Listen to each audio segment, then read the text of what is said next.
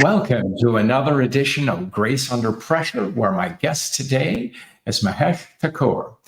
I'll tell you all about Mahesh in just a moment. Grace Under Pressure is that show that deals with, it's too often dismissed as the soft stuff, the caring, the commitment we exert for others. But when you exert it from a leadership standpoint, as you will definitely discover that Mahesh is, you do it with a singular purpose of bringing people together for common cause. Welcome, Mahesh Thakur. So, Thank you, John. Very excited to great. be joining you here today. Good. I am so looking forward to our conversation, but I want to tell people all about you.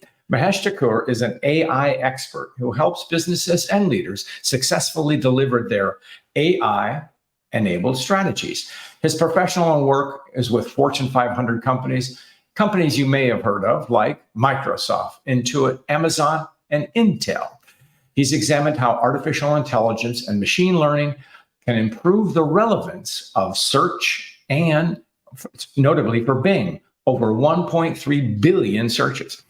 Mahesh is the former CEO of Photo Weaver and a board member on other organizations. I like this line about him, and I know other people agree with me. And it says, Mahesh elevates the leaders in an organization to enable them and their direct reports to do their best. Why? Because he creates conditions for them to succeed. And like me, Mahesh is a member of 100 Coaches, which was founded by Marshall Goldsmith. Welcome, Mahesh Thakur. Thank you, John. It is such a pleasure. Great.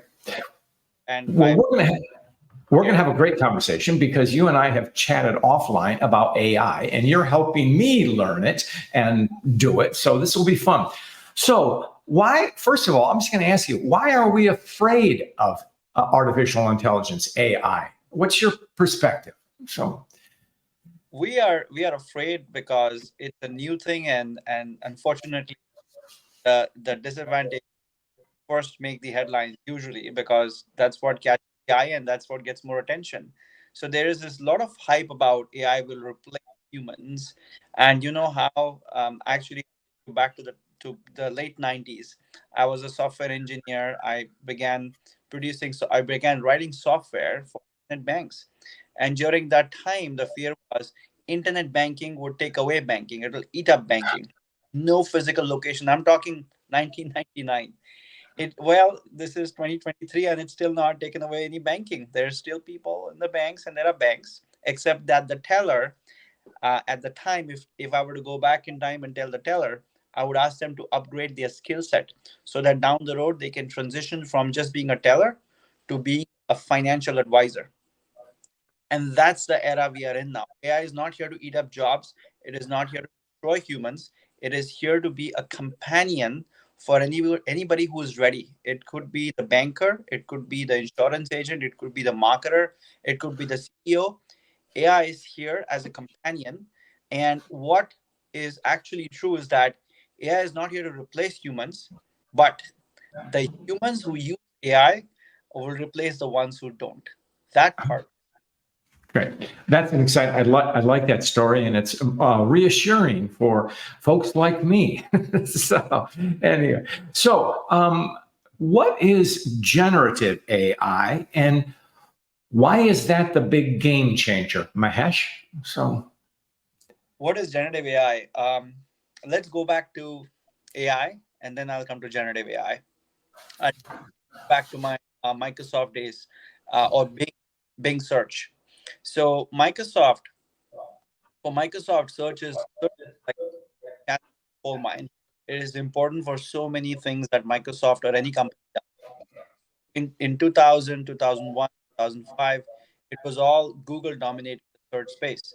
Yahoo was number two. Microsoft was nowhere in the running.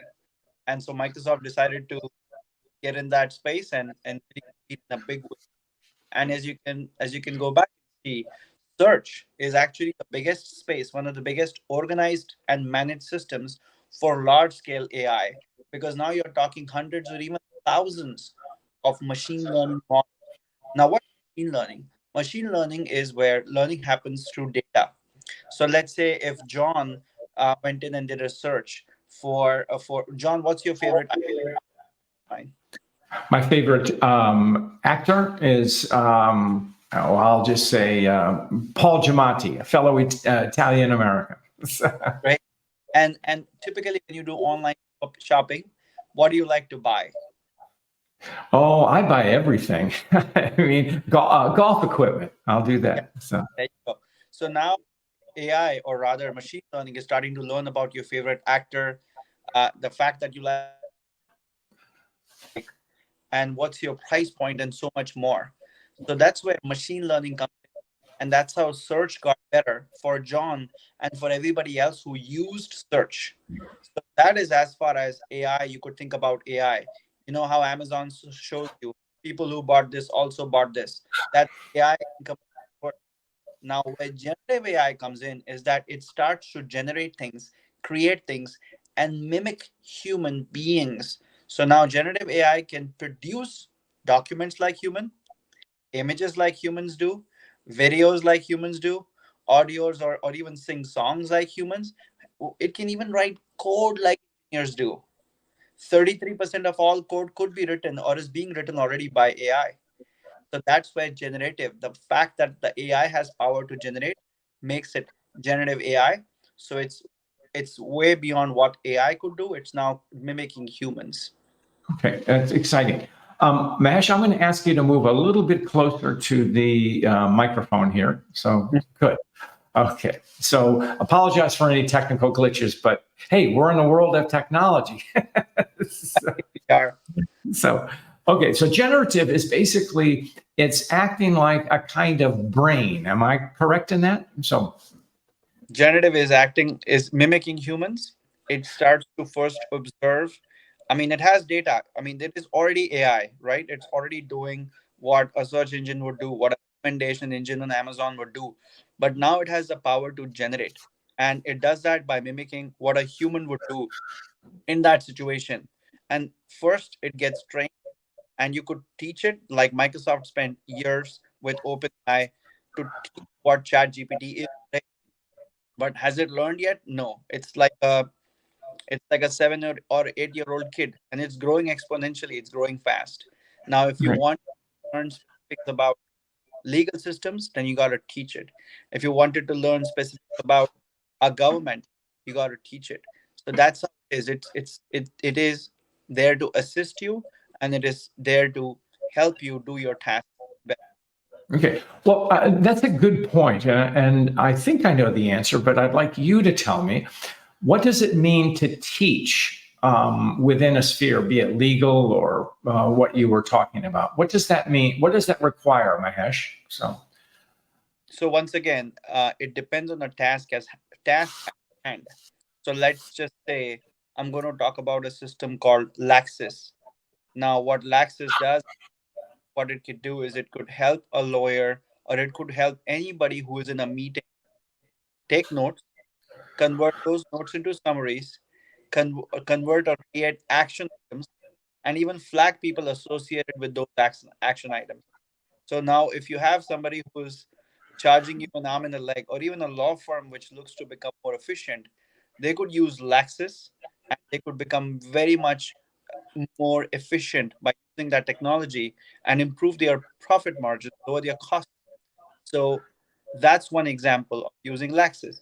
The other example I would use is, let's take an educational system, and you're trying to teach the teachers or train the trainers. You can actually have a lot of curriculum out there which could help the teachers. And if you have a lot of domain information, which means, let's just assume you had 100,000 related artifacts to make the teachers better in a certain domain, you can now create what you call as your own large language model. Because you have so much data, you can custom train your own large model to give out which looks just the way you want the teachers to learn, or you want the teachers to take back information from the source. So that's okay. where, and there is no end to it. You could basically start out small, iteratively keep building it.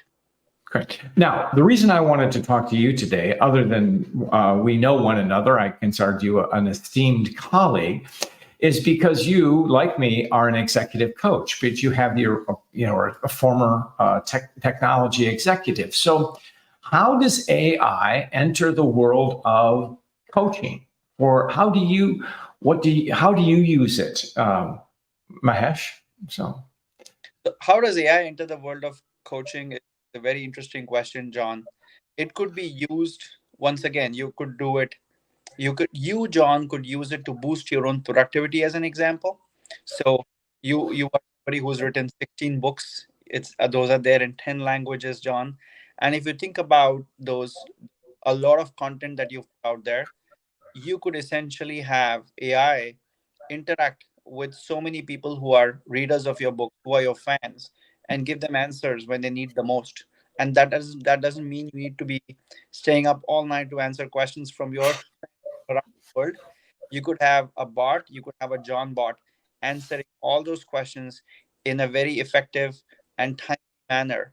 You could have the bot actually giving answers to questions which your fans would love and take inputs and guidance from without taking a second of your own precious time. You could also have this bot be an assistant where it's taking notes for you, it's collecting leads online, and it's even going out and seeking opportunities on your behalf. So there are many things that you could do as a coach, extend yourself, almost have a clone out there for yourself. Okay. Okay. I understand that point. So let's transition from coaching to the work that you do with executives. So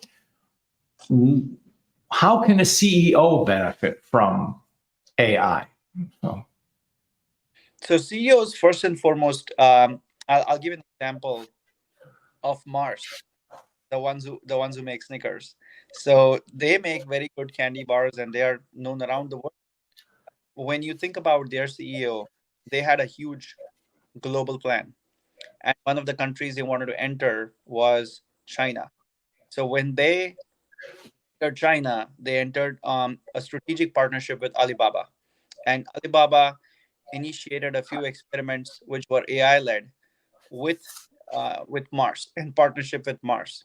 Something that Mars learned was during the same checkout session, customers who bought um, Mars or the Snickers also bought another spicy item or savory item to go with it. And that was a learning they had. Now, what that did was what they took that insight and they came back with a product they tested in the Chinese market. They launched spicy Snickers. They used the Sichuan peppercorns to launch spicy Snickers, which became a hit in China to the extent where the entire goal of them getting 10% of their revenues from China was met by the launch. So that example of how AI actually led them towards an insight, which then they applied and met their goal. So what CEOs can be smart about is being clear about their goals for, because the CEO can sometimes be like, oh my gosh, I have ginormous power, and they struggle for months and years on how exactly can we use AI. Now AI has been around for more than a decade, for 15 years, but it's not democratized. Generative AI allows for AI to be democratized. That means it could be used by many people, many more people right now. So what CEOs need to do, no matter what size of you could be Fortune 500, the example that I gave you with the Mars, or you could be a small mid company. You got to step back and first be very clear, very articulate about what is your business goal, and then then partner with your CTO, with your technology advisors on how exactly will you use AI to reach that goal. Once you find that level of clarity, from there, John, everything becomes an experiment. Everything becomes a test. And you can run a series of tests to figure out what is working and what, more importantly, what is not working. And so when I work with CEOs, I help them understand how to basically be clear about those business goals, how to be clear about their AI enabled strategy, and then break it down into what are achievable tests or experiments to be run in their environment. Okay. Now I can have a sort of a a knowledge of what AI does, and so I can navigate. But what's very important, and this is why it's important to speak to you, because you're in the field of human behavior, helping us do better on our jobs. So, what kind of cultures do best in a world of AI? So, Great question, John. Great question. I'll bring up an example of my client's Mark Eimer. He is the Chief Technology Officer at HMN, Hackensack Meridian Health, New Jersey, one of the largest hospital chains. At that operating a large chain, you're going to go through so many transitions, transition to cloud, transition to AI. And one of the most important things when you're going through this kind of a transition is to have a culture of empathy, because this is a historic time where the leaders themselves as well as their people go through upskilling or reskilling, and they have to do it fast. So the culture needs to have empathy towards its people who are actually willing to cooperate. They are willing to change. They are willing to upskill as long as they have the clarity, which means you have to have a culture of openness. You have to allow for questions to come in. You have to be able to answer them and then turn their fears into action. It's a very important step for every leader to understand that I have to really help them dispel this fear and something, convert their plans into action. And the more they allow those people to do, the better. So the culture of basically leading with empathy, the culture of actually having an open environment where it's policy, those are very important. In Mark Eimer's case, he led with empathy. He sat down with several of his leaders and his team members to understand and then transition one team member at a time from fear into meaningful action towards the vision that he has set up for the organization. And that's the culture that can help uh, their teams. This is the kind of culture that can help the leaders and their teams take on transition at one time. okay. Now, at the beginning of our conversation, you talked about your background, and you started out in helping as a coder, working in finance and banks, and as it evolved, and taking the teller from, say, face to face into more of a financial advisor using technology, using AI.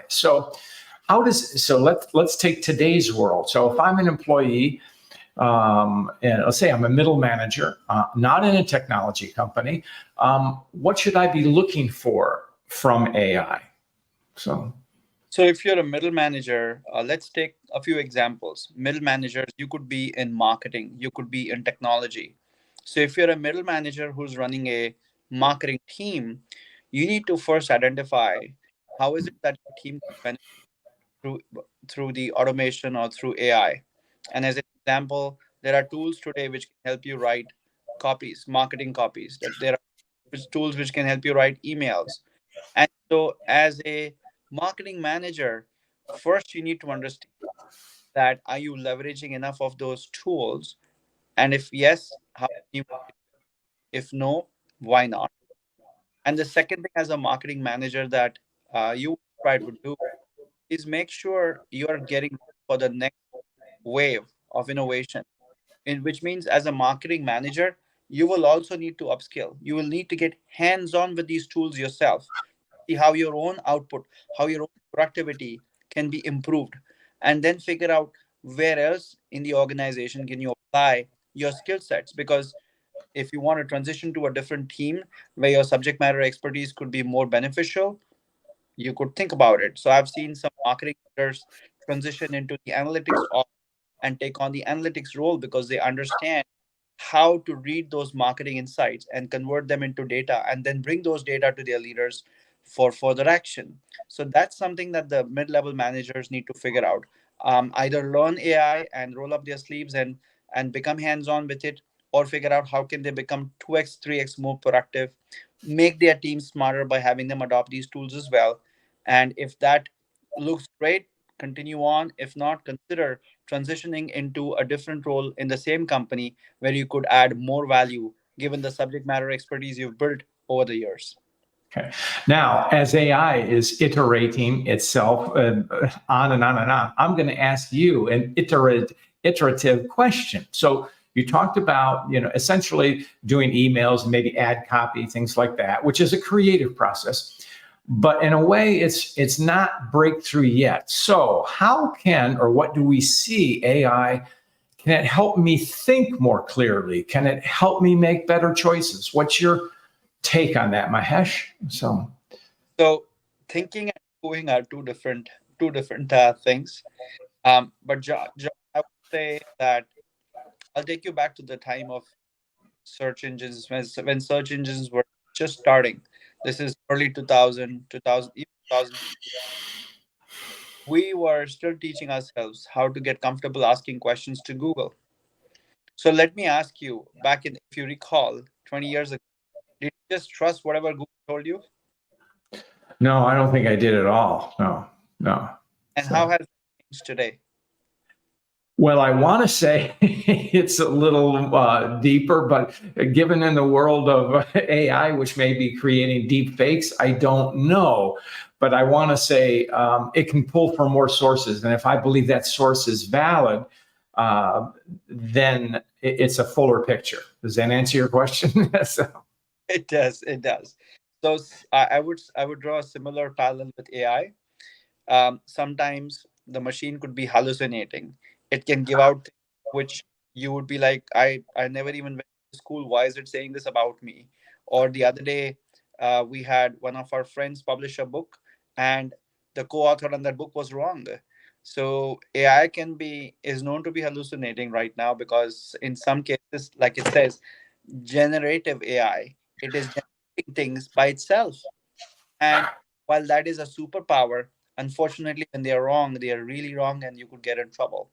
So, I don't go as far as having AI to assist me, but I would say, as far as thinking is concerned, as far as having a partner, um, it's a starting point. It's not there yet. It may be there 10 years ago, but that's when you will have licensed software. And that's where you talk about deeper domain expertise. So you could then buy a licensed software, which is specifically answering your questions about tax, questions about legal, questions about finance. And you trust it enough for you to pay them, and for you to have them as a thought partner. And Intuit, where I worked a few years ago, they just launched something called Intuit Assist.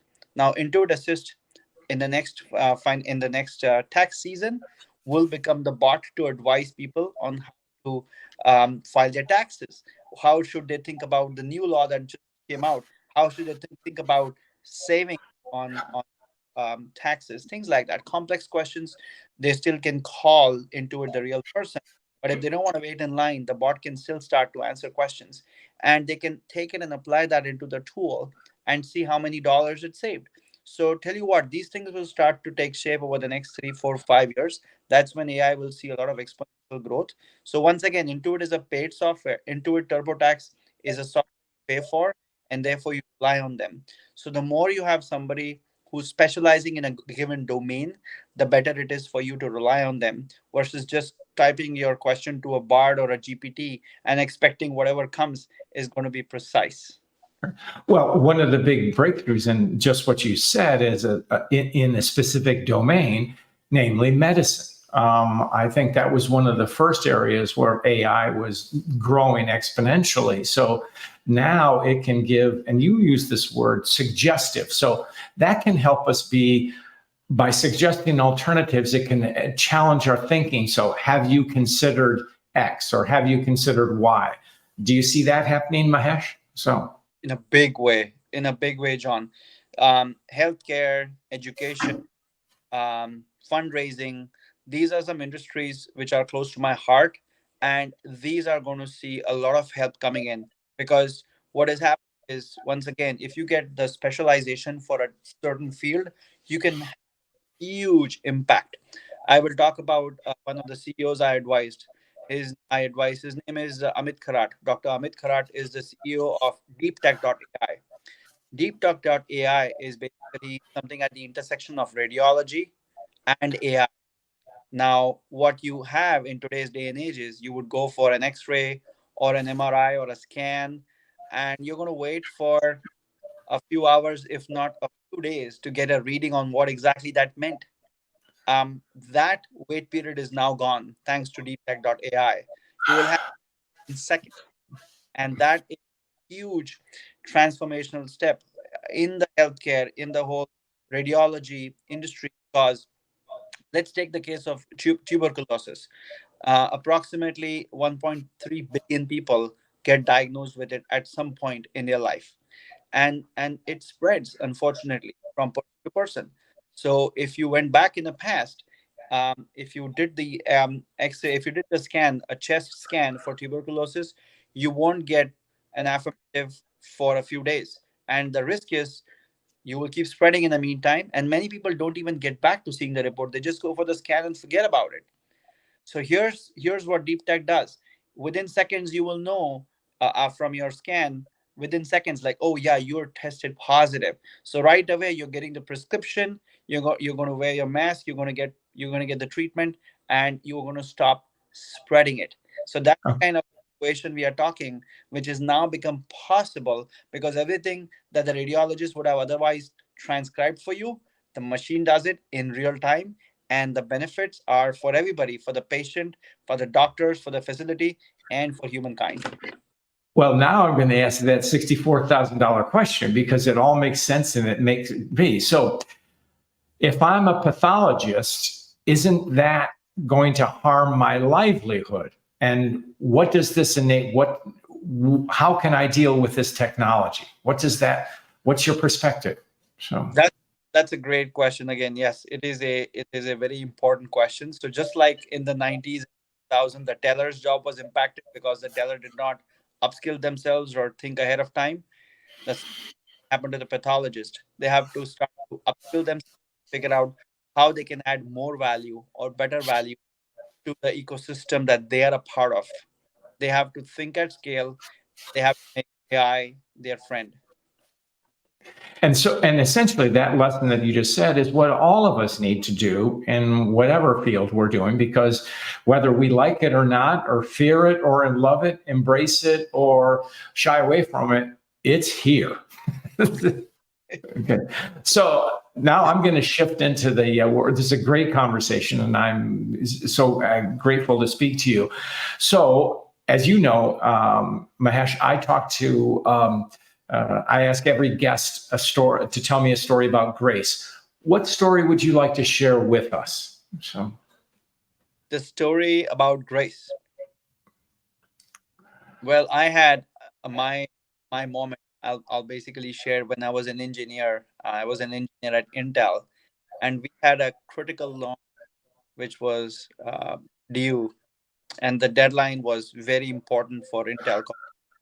We were working on was mission critical, and during that time, we were reliant on another large provider for their software to be functioning the way it should. But unfortunately, that software did not work the way we expected. We were the first beta testers, and here we are having something mission critical that we are working on. So during that time, it was um, 36 hours, John, and we hadn't had a chance to go home. We are at work nonstop, just waiting to take something live. And when the time came for the company to help us out, they couldn't quite take ownership. And at that point, I that was my in my early days, I would say, showing some grace and really. I love the title of your book, Grace Under Pressure. So that was my moment of grace under pressure, John, where I basically sat back and I told myself they perhaps either have no idea or they don't know that that we've been here on this thing for 30 hours nonstop, or perhaps it is not something which is in their power. And I myself also told my team that this is a moment where we just deal with the situation with calmness and not ruin relationships. And that was a moment where I actually sat down, offered them some beverages, explained to them the whole situation as if we are starting on this right now, and we said, how can we help? Instead of telling them please help us, we said, how can we help? How can we help make software better, since we are launching this for the first time together as a group?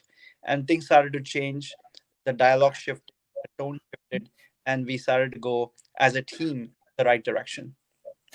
What a great story. I love it. And because you have woven in the technical challenges of a launch and things you've been working on for a long period of time, and especially that last 36 hours. And then when it didn't quite go, you said, all right, let's address it. Let's change, showing grace. So what a wonderful story. Mahesh Thakur, it has been such a pleasure to speak to you. How can people find you? John, it is my pleasure to be on your show. People can visit my website, maheshmthakur.com, just the way we have a show here. My first name, Mahesh, my middle initial M, and my last name, Thakur, maheshmthakur.com. Great. Well, we will put that in the notes. And with that, my friend, we will go out. So thank you. Thank you, John.